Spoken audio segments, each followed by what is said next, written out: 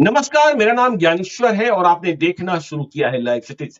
देखिए, मैं पटना में हूं। पटना में बर्फीली हवाएं चल रही हैं, कनकनी है, लेकिन सियासी तूफान और सियासत की गर्मी सभी महसूस कर रहे हैं कि बिहार में क्या होगा। क्या बिहार की सरकार पलटेगी? चाचा भतीजे की सरकार खत्म हो जाएगी? नीतीश कुमार एनडीए की ओर जाएंगे? ललन सिंह अध्यक्ष पद से हटाए जा चुके हैं, जो इस मार्ग के रोरा थे, अवरोधक थे। तो ऐसे में बहुत सारे सवाल पैदा होने शुरू हुए हैं। हमारे साथ तीन खास मेहमान जुड़ रहे हैं। देखिए, छात्र नेता दिलीप कुमार जी हैं, जो छात्रों के मुद्दे पर, परीक्षाओं में गड़बड़ियों के मुद्दे पर लगातार आंदोलन करते रहते हैं। जेल भी जाना पड़ता है तो डरते नहीं है। सीनियर जर्नलिस्ट हेमंत कुमार जी हैं और मुंबई से, बिहार नमस्ते। के ही रहने वाले धनंजय कुमार जी, वरिष्ठ पत्रकार जुड़ रहे हैं।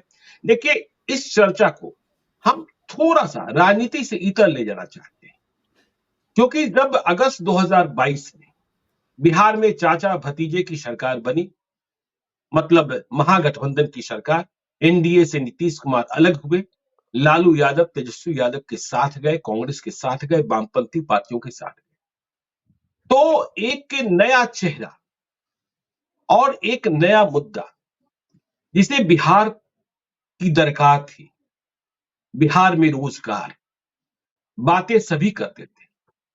मुझे याद है 2020 का चुनाव, जब तेजस्वी यादव ने कहा कि पहली कलम से 10 लाख रोजगार की फाइल पर दस्तखत करेंगे। वे मुख्यमंत्री बनते बनते चुक गए थे, लेकिन चुनाव के वक्त निर्मला सीतारमण, केंद्रीय वित्त मंत्री, भाजपा की नेत्री, उन्होंने आकर कहा था 19 लाख नौकरियां दें, रोजगार दें। लेकिन जब एनडीए की सरकार थी तो बिहार में नौकरियों की बहार नहीं देखी जा रही थी, यह सच है। और जब महागठबंधन की सरकार बनी तो नौकरियों के द्वार खुले, शिक्षक भर्ती प्रक्रिया शुरू हुई। एक साथ देश में इतिहास बना, 1,20,000 लोगों को नियुक्ति पत्र। पटना का गांधी मैदान इसका साक्षी बना। और इसके बाद भी लगातार परीक्षाएं चल रही हैं। वह परंपरा टूटती हुई दिख रही है कमोबेश, कि हम ठेके पर बहाली करते हैं, हम संविदा पर बहाली करते हैं। बिहार ने जब रास्ता खोला तो सिर्फ बिहार के लोगों को मौका नहीं मिला, देश भर के लोगों को मौका मिला। जिस बिहार के बारे में यह बात कही जाती थी कि बिहार के लोग नौकरी करने बाहर जाते हैं, संख्या चाहे जो हो, नौकरी करने लोग बिहार में भी आ रहे हैं, यह सुखद संकेत। तो अब जब सियासत गर्म है, चाचा भतीजे की सरकार पर संकट दिखाई पड़ रहा है। कहने वाले लोग कह रहे हैं कि नीतीश कुमार फिर से एनडीए की ओर जा सकते हैं।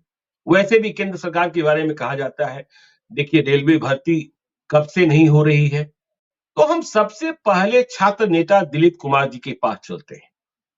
दिलीप जी, क्या आपको लगता है कि यदि चाचा भतीजा नीतीश कुमार तेजस्वी यादव की सरकार गड़बड़ाई तो नौकरियां जो दी जा रही हैं, नौकरियां जो मिल रही हैं, रोजगार के जो द्वार खुले हैं, वह फाटक बंद हो जाएगा?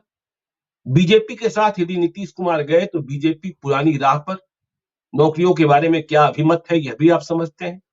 तो क्या इस सरकार का बने रहना या सरकार के बदलाव में आप क्या स्थितियां देखते हैं, दिलीप जी? देखिए, आगे क्या होगा ये तो कहना 100% मुश्किल है।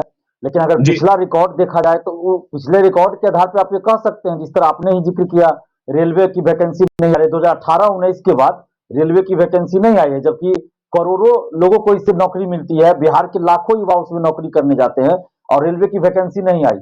और जो रेलवे की वैकेंसी 18-19 में भी आई थी, उस पर भी अभी तक ज्वाइनिंग सही से नहीं हुआ है। बहुत लोग भटक रहे हैं इधर उधर, अभी तक उनको जी। ज्वाइनिंग नहीं मिली है। और बिहार में हम्म। भी आप देखिए, शिक्षक भर्ती को लेकर ही तो एसटीईटी वाले, जो 2019 एसटीईटी वाले कई बार पटना में आंदोलन कर चुके थे और उनकी वैकेंसी नहीं निकल रही थी। लेकिन इस बार वैकेंसी निकली, बीपीएससी से निकली और लगातार 2 वैकेंसियां निकली, जो कि अपने आप में एक इतिहास बन गया है पूरे देश में कि इतनी जल्दी कोई बहाली नहीं हुई है। एक तो जी। वैकेंसी इतनी जल्दी नहीं आई, टीआरई 1 के बाद टीआरई 2 जितनी जल्द आ गई और जितनी जल्द बहाली भी हो गई, इतनी जल्दी आज तक कोई वैकेंसी नहीं हुई। हालांकि यही बिहार है जहां प्रथम इंटर स्तरीय जो बीएसएससी की वैकेंसी थी वो 8 साल के बाद पूरा हुआ था, जिसके लिए हमको कई हम्म। बार आंदोलन करना पड़ा, पुलिस की लाठियां खानी पड़ी। लेकिन अभी जो आप पॉलिटिकल एनालिसिस जो भी हो, जिस तरह भी हो, लेकिन हम शिक्षा नौकरी की बात करें तो पिछले 1 साल से जो हम देख रहे हैं, और खासकर इधर जो जून जुलाई से हम देख रहे हैं, तो 21,000 सिपाही भर्ती के लिए आई थी वैकेंसी, जो कि अपने आप में बहुत ज्यादा वैकेंसी थी बिहार के संदर्भ में, क्योंकि इतनी ज्यादा वैकेंसी नहीं आई थी। और शिक्षकों की वैकेंसी 1,70,000 पहले आई, फिर 1,10,000 आई। ये अलग बात है कि उतने पे नियुक्ति नहीं हुई, कम पे नियुक्ति हुई, ये अलग चीज है, लेकिन वैकेंसी आई। और ये पहली बार ऐसा हुआ है कि बिहार जैसे राज्य में, जहां जाति धर्म पे ही वोट देने की बात होती रही है और जाति पे ही सब कुछ चलते रहा है, लेकिन वहां अगर शिक्षा, रोजगार, नौकरी की बात हो रही है, तो ये बहुत अच्छी बात है, बहुत अच्छी शुरुआत हुई है। और इसके लिए निश्चित रूप से धन्यवाद देना होगा तेजस्वी जी को और नीतीश जी को भी, चूंकि नीतीश जी मुख्यमंत्री है। अगर तेजस्वी जी लाख छटपटा लेते और नीतीश जी अगर नहीं चाहते तो वैकेंसी नहीं आती। लेकिन ये भी बात सही है कि तेजस्वी यादव जी ने जो वादा किया था 2020 चुनाव में, तो कहीं ना कहीं जब वो सरकार में आई पिछले साल, तो मीडिया का एक प्रेशर बना, क्योंकि आप देखिएगा जहां भी तेजस्वी यादव जी जाते थे, मीडिया जहां मिल गया तो मीडिया के लोग सवाल करते थे कि 10 लाख नौकरी आप कब दे रहे हैं, आपने तो वादा किया था कि पहली कैबिनेट में पहली कलम से देंगे। तो मीडिया का एक प्रेशर था जिसने मजबूर कर दिया तेजस्वी यादव जी को कि जब आप सरकार में आए तो शिक्षा नौकरी पे कुछ कीजिए। और यही मजबूरी थी तेजस्वी यादव जी की, जो नीतीश जी को मजबूर कर दिया कि अगर आप नौकरी नहीं देते हैं, वैकेंसी नहीं निकालते हैं, तो फिर आपके साथ हम जो गठबंधन किए हैं तो उसका हमको नुकसान हो जाएगा, क्योंकि हमने चुनाव में वादा किया था और आपके साथ हम आए और अपना वैकेंसी नहीं निकलेगी तो इसका नुकसान तो हमको होगा। क्योंकि युवा तो इसीलिए वोट दिए थे, बिहार के जितने भी युवा थे तेजस्वी यादव जी को इसीलिए वोट दिए थे कि उन्होंने शिक्षा नौकरी की बात की थी। और सरकार में आने के बाद अगर वो नौकरी नहीं देते, वैकेंसी नहीं निकालते, तो फिर तो युवाओं का मोह भंग हो जाता। हालांकि मैं फिर कहूंगा, सरकार ने नौकरियां दी, वैकेंसी निकाली, इसके लिए हम धन्यवाद देते हैं नीतीश जी, तेजस्वी यादव जी को भी। लेकिन इसमें फिर भी कुछ बात ऐसी है जिसपे अभी भी सरकार को ध्यान देने की बात है। बहुत सारे ऐसे मुद्दे होते हैं जिसपे तेजस्वी यादव जी चुप्पी साध लेते हैं। जैसे बीपीएससी पेपर लीक हुआ तो उस समय ये विपक्ष में थे तो लंबी लंबी बात करते थे, लेकिन जब बीएसएससी पेपर लीक हुआ सीजीएल 3 का, उस समय चुप्पी साध लिए। सिपाही भर्ती का पेपर लीक हुआ, चुप्पी साध लिए। उन मुद्दों पर लड़ाई तो धीरे धीरे जारी रहेगी, लेकिन जो सवाल ये है कि नौकरियां देने की बात बीजेपी भी कर रही थी अपनी चुनावी घोषणा पत्र में और आरजेडी भी कर रहा था, लेकिन नौकरियां तो तब आई जब तेजस्वी यादव डिप्टी सीएम बने, नीतीश कुमार पर दबाव बना। तो क्या आपको लगता है कि यदि बिहार की सरकार गडमड होती है तो जो नौकरियों की रफ्तार है उस पर ग्रहण लग सकता है?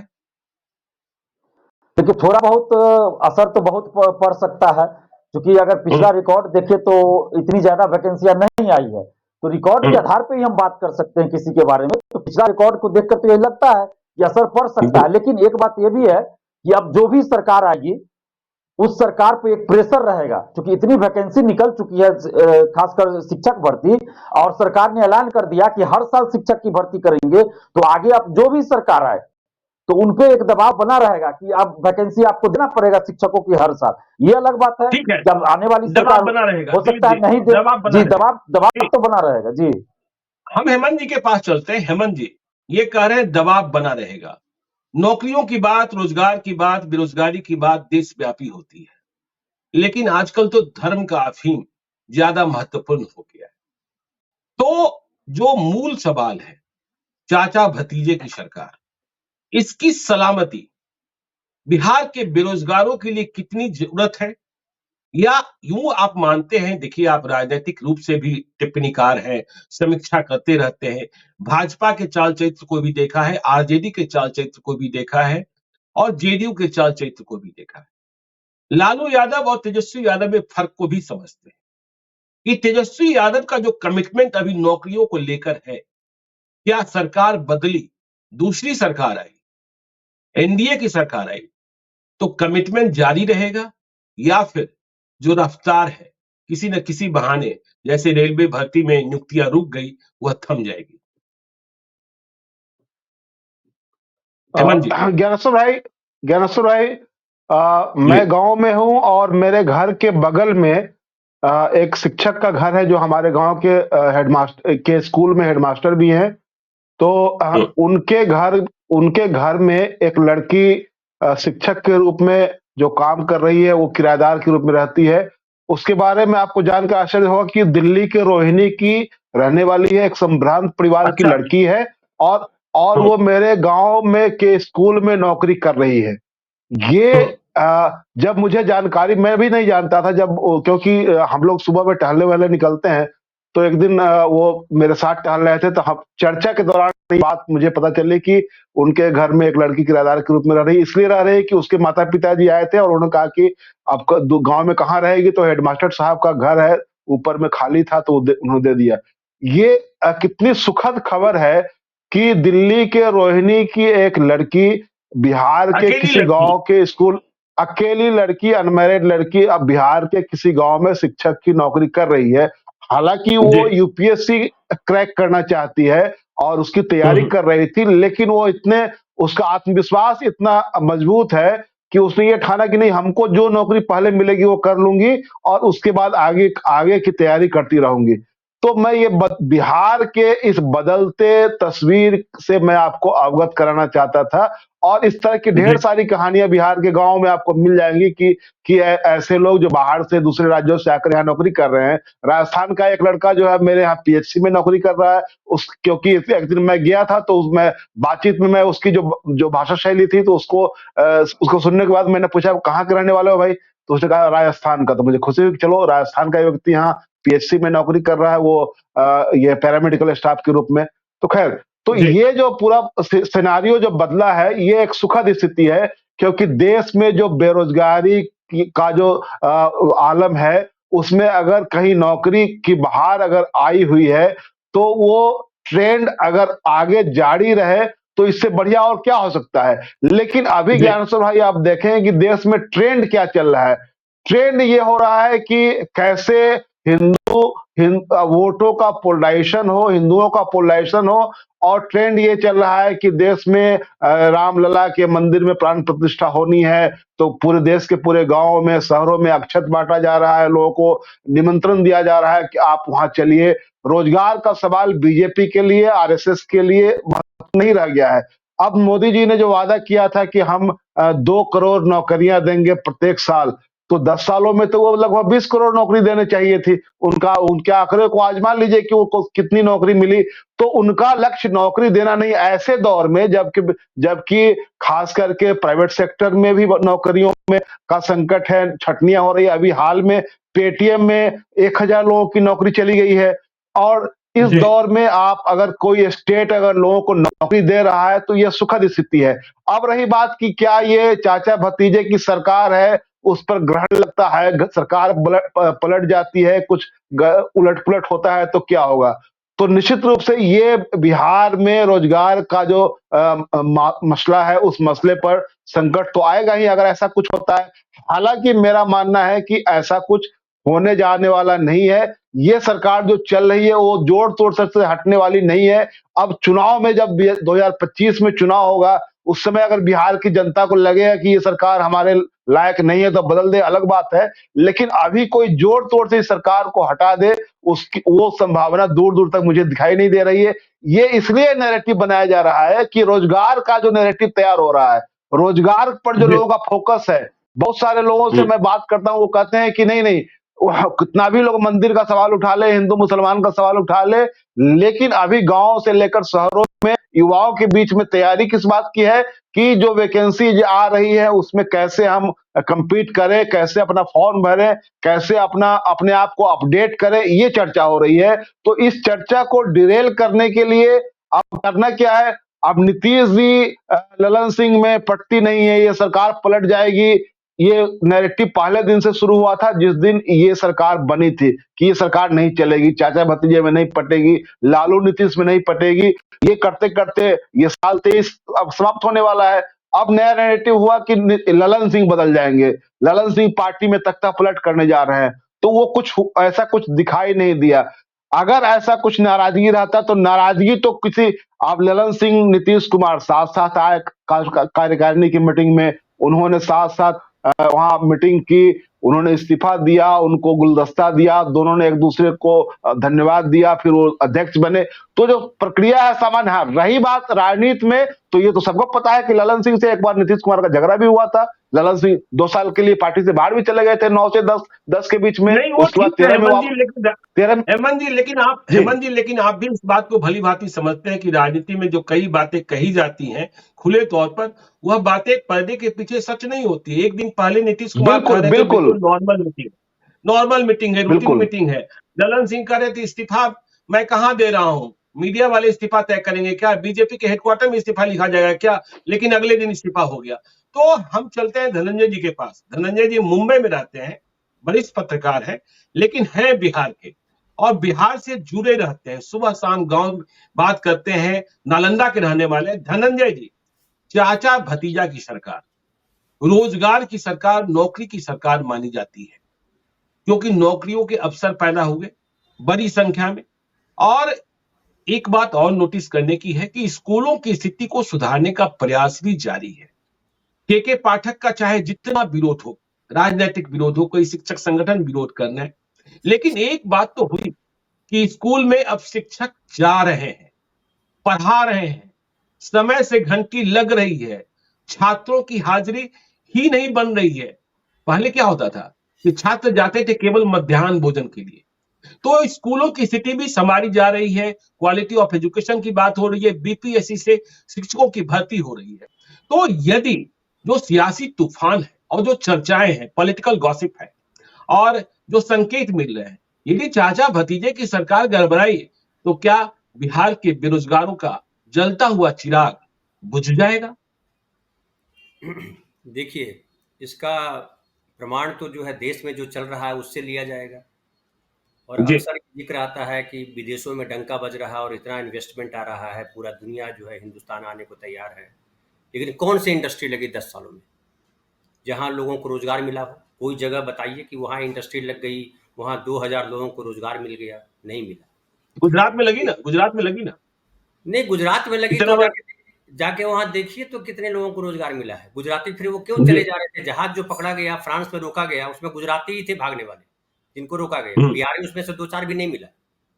तो क्यों भाग रहे हैं? जब इतना रोजगार आ रहा है गुजरात में तो नहीं भागना चाहिए था, बल्कि होता कि फ्रांस से भागे हुए आ रहे हैं गुजराती यहाँ के, हम अपने गांव जा रहे हैं।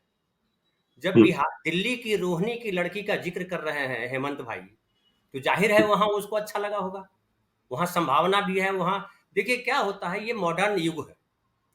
आप और ये तय हो गया राजनीति में भी। ये देखिए 2024 आते आते लगभग ये तय दिखाई पड़ रहा है कि आपको सामाजिक न्याय चाहिए या पूर्व जन्म का न्याय चाहिए।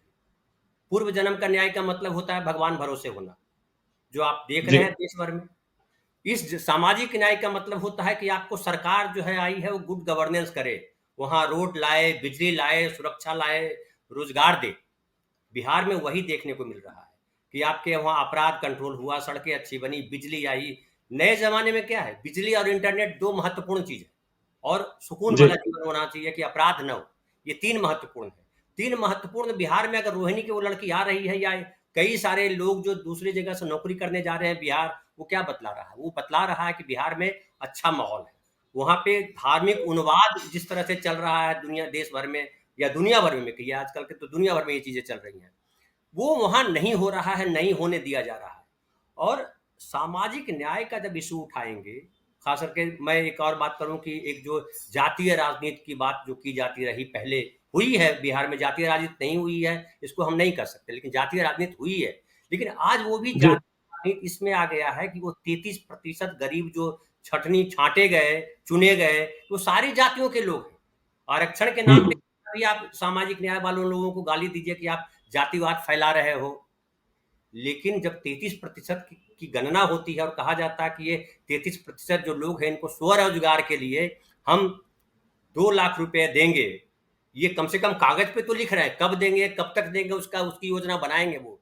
लेकिन कर तो रहे हैं, कह तो रहे हैं वो। ये तो नहीं कह रहे हैं कि हम मंदिर यहाँ बनाएंगे, मस्जिद यहाँ बनाएंगे, आपको भगवान भरोसे हम खड़ा कर देंगे, क्योंकि भगवान चाहेंगे तो आप प्रधानमंत्री बन जाओगे, भगवान चाहेंगे तो नौकरी मिल जाएगी, भगवान चाहेंगे तो आप सुखी हो जाओगे। वो ये तो नहीं कह रहा है। वो कह रहा है कि हम आएंगे, हम आपको बेहतर शिक्षा देंगे, हम आपको बेहतर व्यवस्था देंगे और आपको हम नौकरी भी देंगे। लेकिन एक और सवाल है कि क्या जी, सरकारी नौकरियों से बिहार का काम चलेगा? नहीं चलेगा। बिहार में आप रोजगार या नौकरी लाने के लिए आपको इंडस्ट्री ही रोजगार देती है, बाकी कोई रोजगार नहीं देता। जी, इंडस्ट्री लगाने की बात क्या बिहार सरकार कर रही है? क्या तो बिहार इस सरकार मुद्दे पर तो लेकिन फिर उससे फेल है ना। नहीं, तो यही तो समझाना है। जैसा अभी कहा दिलीप जी ने कि सब लोगों ने पूछा, जी, मीडिया ने घेरा कि आप नौकरी कब दे रहे हैं, नौकरी कब दे रहे हैं, नौकरी कब दे रहे हैं। तो क्या बिहार के किसान, मजदूर, छात्र इस बात के लिए नीतीश कुमार के ऊपर दबाव डालेंगे, तेजस्वी के ऊपर दबाव डालेंगे कि भाई आप फूड प्रोसेसिंग यूनिट क्यों नहीं लगाते हो मैक्सिमम बिहार में? क्योंकि बिहार एक जी, एग्रीकल्चर भूमि है, तो वहां जितना फूड प्रोसेसिंग यूनिट लगाओगे उतना वहां बढ़ेगा। पोल्ट्री का है, गोटरी का है, और सारी चीजें हैं। उसके अलावा फिशरीज है, जिसे कहते हैं ना कि ये सब में हम बहुत आत्मनिर्भर हुए हैं, पहले बाहर से चीजें जी, आती थी, कर रहा है। तो आप फूड प्रोसेसिंग यूनिट क्यों नहीं लगाते? आप लगवाओ, हुँ, उसमें किसानों को साथ लो और देखो रोजगार कैसे क्रिएट होता है। तो अभी नीतीश कुमार को मुझे लगता है एक और दृष्टि जो शायद तेजस्वी में हो। नीतीश कुमार चूंकि जी, ओल्ड स्कूल के हैं, वो अलग तरीके से चीजों को सोच रहे होंगे, शायद उनको ये सारी चीजें, चूंकि मैं एग्रीकल्चर पे वो कब से रोड मैप बना रहे हैं, मैं तो देख रहा हूँ जब से आए हैं तब से रोड मैप बना रहे हैं, लेकिन रोड मैप मुझे कहीं दिखाई नहीं पड़ता। वो ब्लॉक में जो है हुँ, किसानों को ये बीज दे दिया, ये खाद दे दिया, ये मशीन दे दिया, यहाँ आपको मिल जाएगा ये सब्सिडी, ये आप पॉली हाउस बना लो। कहाँ है बिहार में पॉली हाउस? तो वो पैसों की बंदरबाट हो रही है। तो बंदरबाट की जगह आप अगर फूड प्रोसेसिंग यूनिट लगाओ। मैंने एक बड़ी अच्छी योजना बनाई थी ज्ञानेश्वर भाई, आपको याद होगा, मैं जब आप हुँ, अपने लाइव सिटीज की तैयारी कर रहे थे, मैं पटना में आपको मिला था कि मैं बिहार आया हूँ, बिल्कुल। 3 साल मैं बिहार में रहा, और मैंने सोचा हुँ, था कि बिहार में ढेर सारे लैंड, आज जैसे वो लैंड की ये नापी करवा रहे हैं, गणना करवा रहे हैं, कागज बनवा रहे हैं। मैंने कहा था कि ढेर सारी जमीनें हैं जो बेकार पड़ी हुई है, उसका सही तरीके से इस्तेमाल होना चाहिए। उसमें पानी, जी, उसमें जो पानी पानी की व्यवस्था होगी। अभी देखिए कहीं भी गांव में खत्ता, पैन, तालाब नहीं बचा, सबको भर के हुँ, खेत बना लिया, घर बना लिया लोगों ने। तो पानी की कमी बिहार में अगर हो जाए तो बड़ी संकट की स्थिति। देखिए महाराष्ट्र में क्या हालत है, देखिए पंजाब में क्या हालत है। तो मुझे लगता है इंफ्रास्ट्रक्चर जो बाहर दिख रहा है उससे ज्यादा हुँ, हुँ। जरूरी काम है नीतीश कुमार के और तेजस्वी के लिए कि आप जो है एग्रीकल्चरल पूरी पॉलिसी ऐसी चेंज कीजिए, नहीं, ऐसी। वो ठीक है धनंजय भाई, लेकिन बहरहाल जो रिक्तियाँ थी, अब तो देखिए यह बात सामने आ गई ना कि ये रिक्तियाँ बरसों से लंबित थी, जिसे भरा नहीं जा रहा था। एनडीए की सरकार में भरा नहीं जा रहा था, बातें की जाती थी, संविदा पर बहाली हो जाती थी, ठेके पर बहाली हो जाती थी। लेकिन तेजस्वी ने डिप्टी सीएम बनने के बाद नीतीश कुमार की सहमति से इन रिक्तियों को भरने के लिए, तेजी से भरने के लिए काम कराया। लेकिन मैं जो सवाल पूछ रहा हूं मूल रूप से कि क्या आपको लगता है कि किसी कारण से यदि यह सरकार गड़बड़ हुई, नीतीश कुमार ने फिर पलटी मारी, तो ये जो रफ्तार है, जो मैंने कहा जो चिराग जला है नौकरियों का, रोजगार का, वह बुझ जाएगा। अब इसे कितना आगे ले जा सकते हैं? देखिए निवेशक आए, इंडस्ट्री आए, इसके लिए तो प्रयास करने ही होंगे, लेकिन पहले जो रिक्तियां हैं जिनसे नियुक्तियां हो रही हैं, इस चिराग को जलाए रखना क्या चाचा भतीजे की सरकार के बाद भी संभव हो पाएगा? देखिए, मैंने जैसा कहा शुरुआत में कि 2024 में जो दिखाई पड़ रहा है कि दो तरह की सरकारों का फोकस होता है।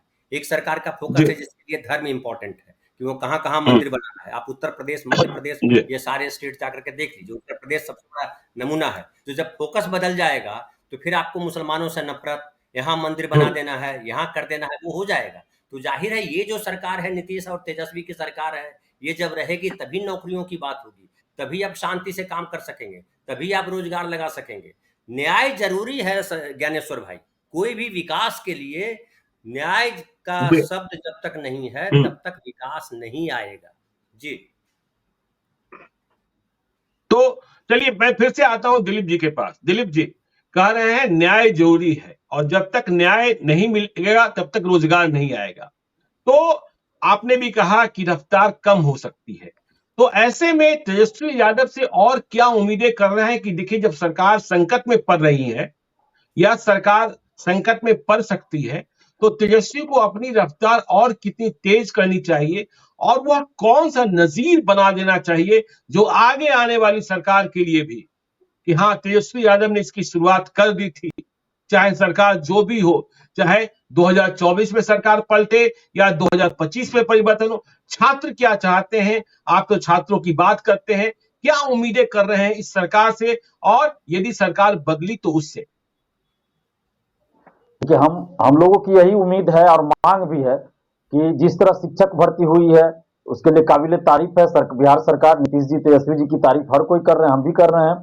लेकिन जी बाकी जो और भी बहालियां हैं, जैसे शिक्षकों की भर्ती भी कहा तो 3 लाख सरकारी पद खाली हैं पूरे बिहार में। शिक्षकों के 3 लाख पद खाली हैं, तो वो 3 लाख जी भरे जाने चाहिए, तभी गुणवत्तापूर्ण शिक्षा सही तरीके से लागू होगा। इसके अलावा जी स्वास्थ्य विभाग में पद खाली है। आपको लाइब्रेरियन की वैकेंसी 15 साल से बिहार में नहीं आई है। जब लाइब्रेरियन की वैकेंसी नहीं आ रही है, स्कूल कॉलेज में लाइब्रेरी ही नहीं काम कर रहा, तो पढ़ाई कैसे सुचारू रूप से चलेगा? इस पे भी के पाठक जी को और मुख्यमंत्री उप मुख्यमंत्री जी को ध्यान देना चाहिए। और बाकी और भी जो सेक्टर है उसमें भी वैकेंसी आनी चाहिए, जिसमें 10-10 साल, 15-15 साल से वैकेंसी नहीं आई है। कोर्स चल रहा है, सीटें खाली हैं, लेकिन वैकेंसी नहीं है। बीटेक वालों के लिए वैकेंसी नहीं आ रही है। तो सभी सेक्टर में, सभी तरह के जो डिपार्टमेंट है उनमें वैकेंसी आनी चाहिए। और साथ में जो सबसे बड़ी समस्या बिहार में है, आप वैकेंसी दे रहे हैं लेकिन विश्वास की कमी, छात्रों में, युवाओं में आप देखिएगा एक विश्वास की कमी है। पेपर लीक हो जाता है, कभी धांधली सेटिंग, तो कभी कुछ लेट लतीफी, तो इस चीज को भी, और पारदर्शिता की कमी है।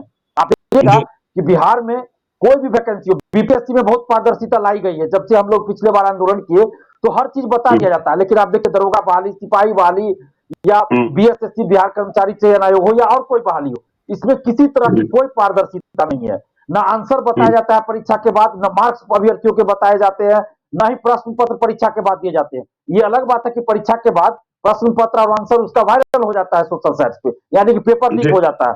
तो ये बहुत बड़ी समस्या है। अभ्यर्थियों के मन में विश्वास पैदा करना सरकार और नेताओं के लिए सबसे बड़ी चुनौती है। और ये ऐसा करने में क्या दिक्कत है? हम सवाल कर रहे हैं कि एसके सिंघल को हटाया गया, हम लोग बहुत डिमांड किया, एसके सिंघल जी को हटा दिया गया।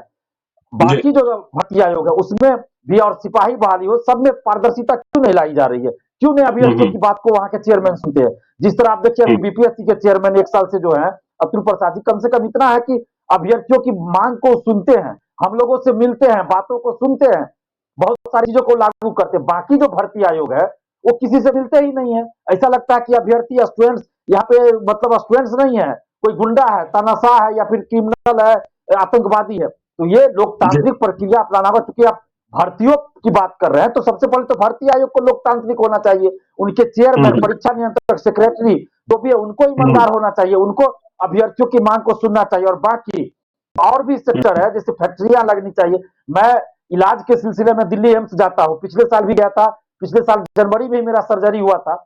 मैं वहां गया था तो बहुत वहां पे बहुत सारा क्षेत्र है, नरेला है, बहुत सारा जो औद्योगिक एरिया है, वहां पर जा जाके मैं मिलता था। बिहार के जो लोग हैं, मजदूर भी हैं, और वहां जो फैक्ट्री चलाते हैं वो भी।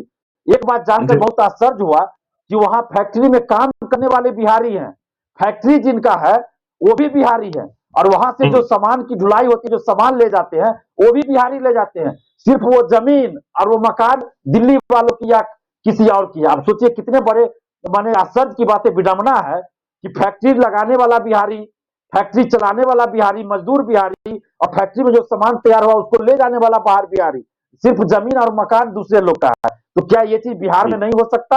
अगर बिहार में होता तो बिहार का इकोनॉमी, बिहार की अर्थव्यवस्था सुधरती। आप देखिए कोचिंग संस्थानों को ही ले लीजिए, दिल्ली हो, कोटा हो, बड़े बड़े टीचर जो आप नाम सुनिएगा सभी बिहार के हैं।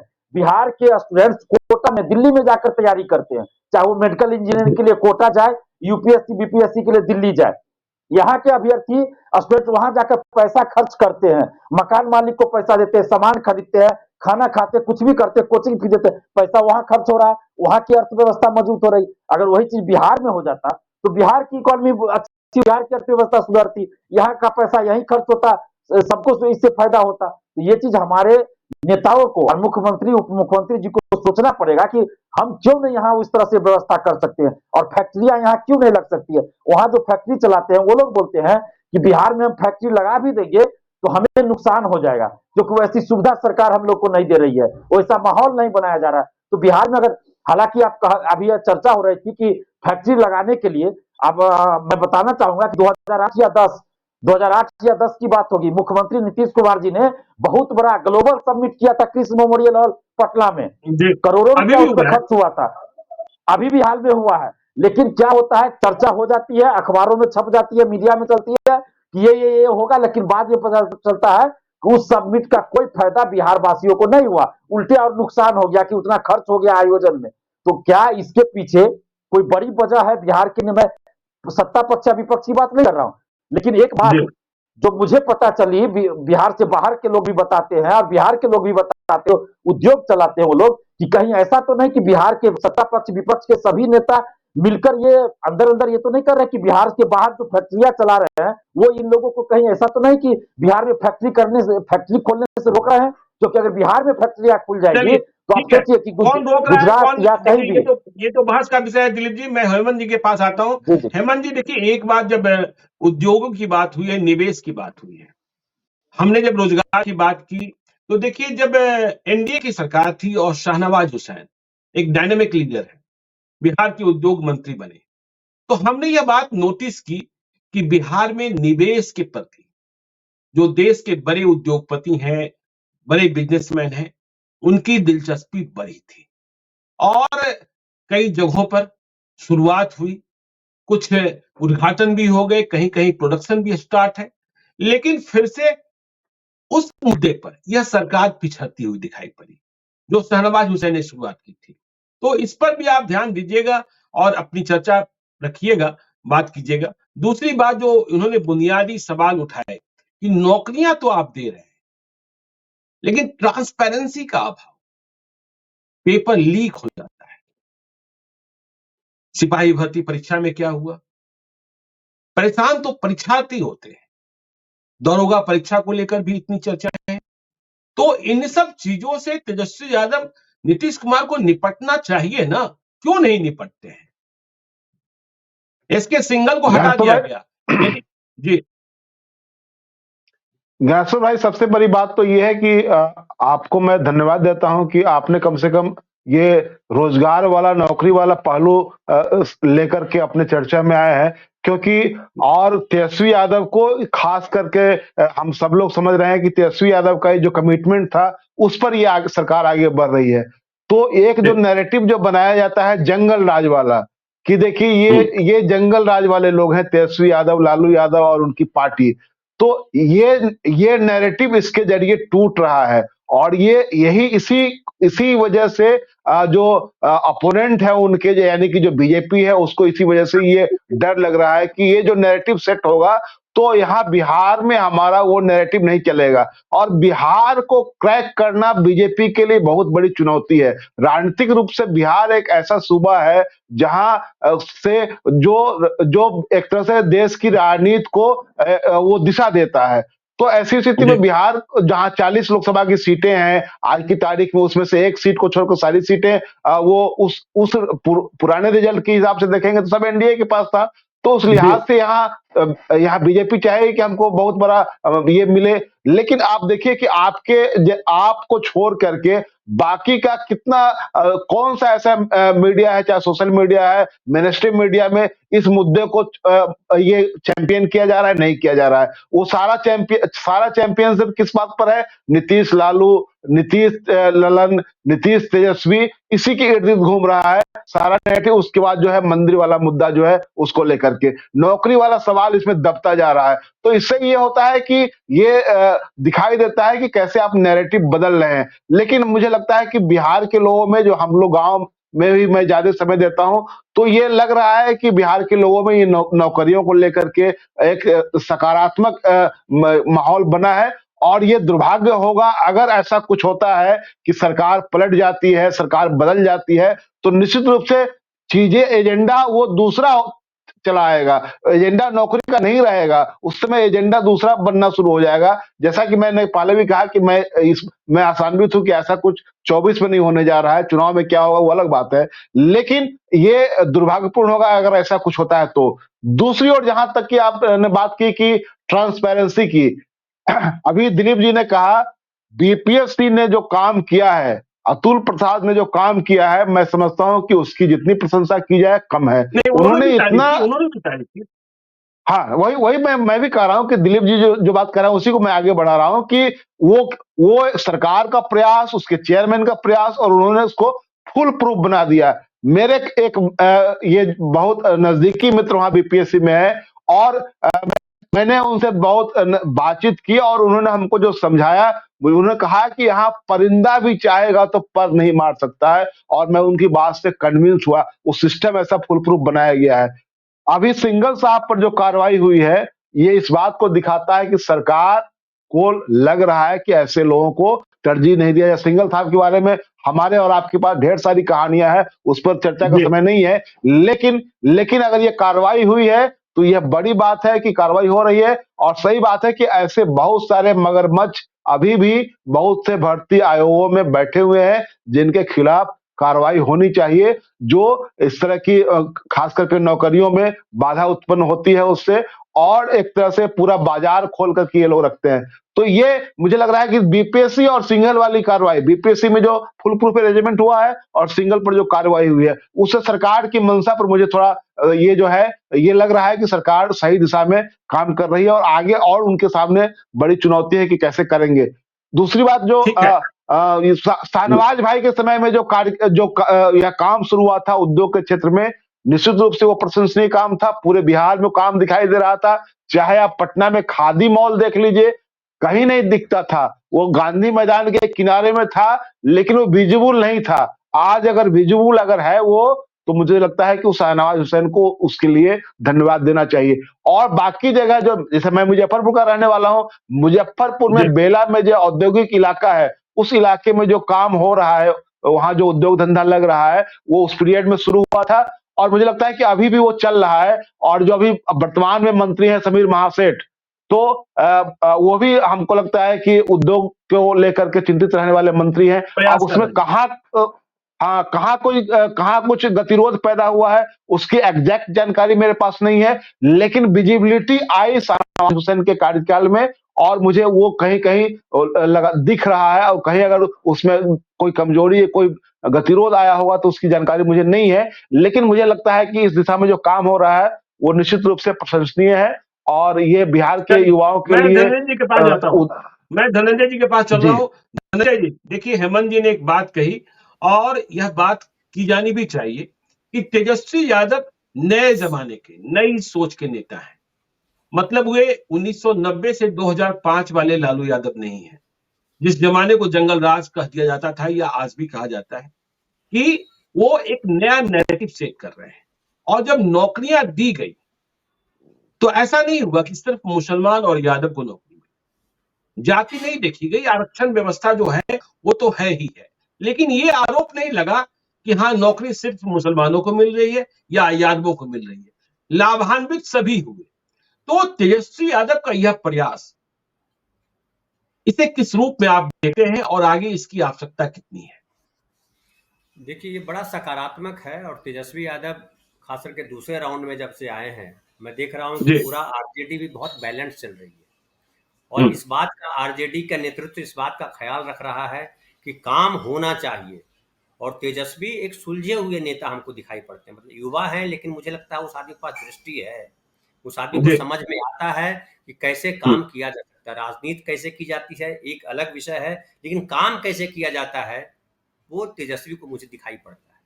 अब एक हम्म। और महत्वपूर्ण है कि तेजस्वी चूंकि युवा है, तो जाहिर है युवाओं की जरूरतों को बेहतर समझते हैं। लालू प्रसाद जब जी। आए थे तब बिहार अलग बिहार था। उन्होंने जो काम हम्म। किया उसको कम नहीं आंका जाना चाहिए। उन्होंने भी एक बड़ा काम किया, लेकिन एक आदमी सब काम कर देगा ये जरूरी नहीं है। फिर नीतीश हम्म। आए तो नीतीश ने कई सारे काम किए, अब तेजस्वी कई सारे काम किए करेंगे। लेकिन देखिए, तीनों का फोकस एक है। मैं बार बार उस पर आना चाह रहा हूँ। जी। वो फोकस ये है कि दलित वंचित समाज जो है, जो पिछड़ा समाज है, उसको भी हिस्सेदारी कैसे मिले। ये जितनी नौकरियां बन रही हैं उसमें सब समाज के लोग आ रहे हैं, बिल्कुल सही बात है। लेकिन जैसा जी। कि दिलीप भाई ने कहा कि इंडस्ट्री लगाने के लिए बिहारी लगाने वाला इंडस्ट्री, काम करने वाला बिहारी, और इंडस्ट्री कहीं और लगा रहा है। वो छोटे जी। छोटे जो कुटीर उद्योग जो जहां जो चला रहा था वो चला रहा है। अभी अब जैसे गुजरात की बात थोड़ी देर पहले की, हम जब बात कर रहे थे हम्म। गुजरात के, जब अमित शाह जब कर्नाटक में प्रचार कर रहे थे तो क्या प्रचार किया? वो अमूल दूध का प्रचार किया हुआ, जिसका कर्नाटक में हम्म। भारी विरोध हुआ। आप याद कीजिए तमिलनाडु का जो कांड हुआ था, वो लड़का मनीष कश्यप जिसमें जेल गया, और जो सारा कांड हुआ था, जो झगड़ा कराने की बात हुई थी, वो क्यों हुई थी? वो हैंडलूम वाले मसले को लेकर के हुई थी। जो जो जी। यहाँ से शिफ्ट हो रहा है तमिलनाडु बिजनेस, क्यों शिफ्ट हम्म। होता है? बिजनेस जो है, बिजनेसमैन बेसिकली चाहता क्या है? व्यापारी क्या चाहता है? व्यापारी चाहता है सुविधा। शांति, शांति चाहता है। आप इंफ्रास्ट्रक्चर जी। तो दे, लेकिन ये खतरा हम्म। न हो पे कोई रैंसम मांगे, या दंगा हो जाए, या कोई और स्थिति आ जाए, ये चाहता है। जब प्रॉस्पेरिटी आती है तो चौतरफा आती है और बिजनेस फैलता है। अब जैसा एक और दिलीप जी ने कहा कि इतनी सारी समिट्स हुए बिजनेस को लेकर के, लेकिन कोई इंडस्ट्रियलिस्ट आया नहीं।